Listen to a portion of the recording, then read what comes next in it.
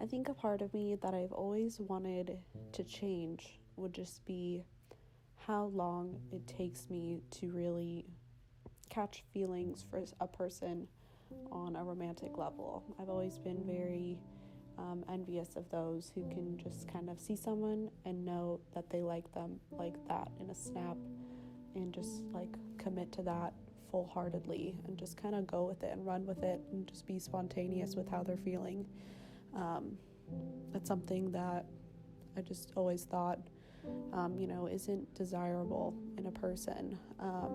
I can't say that I'm fully invested in this just yet, but I'm starting to kind of accept that it's okay that it takes me a long time to really decide who I want to put my time and effort into and to keep around in my life.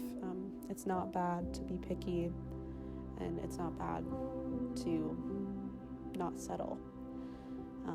It can be a little difficult in this day and age of kind of instant matches and things like that, but I'm happy with where I'm at, and I don't have any regrets about the people that I've kept around in my life, romantically and platonically.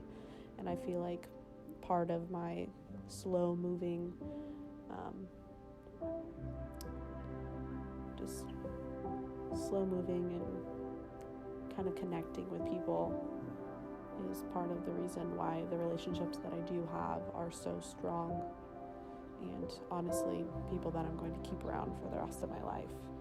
And it may take me a long time, and who knows, I may not ever find a romantic connection at all that I fully believe and wholeheartedly commit to, but the friendships that I do have in my life are just as important as romantic connections, and I'm okay with that.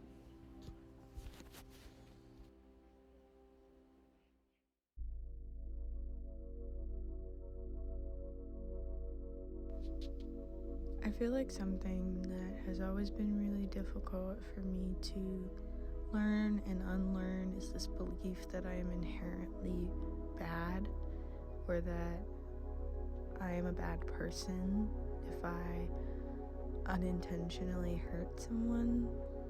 And I feel like a lot of that stems from my relationship with my mother.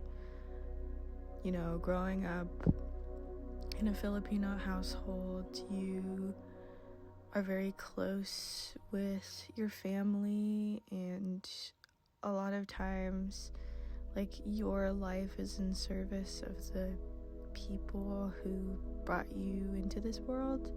When I came out as queer, I think it really shook my mom up.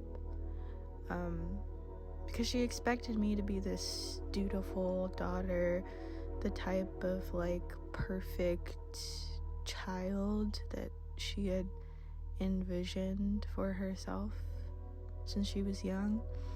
She lived a very sheltered life, and I think she wanted to give me the kind of freedom to be feminine and unashamed of her femininity, but I just wasn't that way, I think. And that became very clear to me by the time that I was a teenager and I was starting to express myself. I knew that I was trans probably by the time I was in middle school, and when she found out about that instance, it was actually because she was rifling through my backpack, and she found like a worksheet that had my chosen name on it, and she was so like distraught. She was yelling at me, and she was saying how she gave birth to a girl and that I would always be a girl and that I was never going to be a man if I tried. It's interesting how the mother figure in your life is so central to who you are, to to the networks of care that you understand in this world. I feel as though the mother is the epicenter of all that. And when care is stripped away from you, your whole existence is fractured. And the lens through which you look at every other relationship in your life is always obscured. And I think I still struggle with that today, feeling as though inherently, because of who I am, the disabilities that I have, my existence as a trans non-binary brown person, I feel as though I am damaging everyone that I'm around.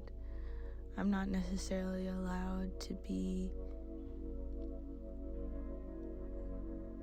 It's not that I'm not allowed to be myself, because I think I am, now that I'm, 21 years old. I'm an adult.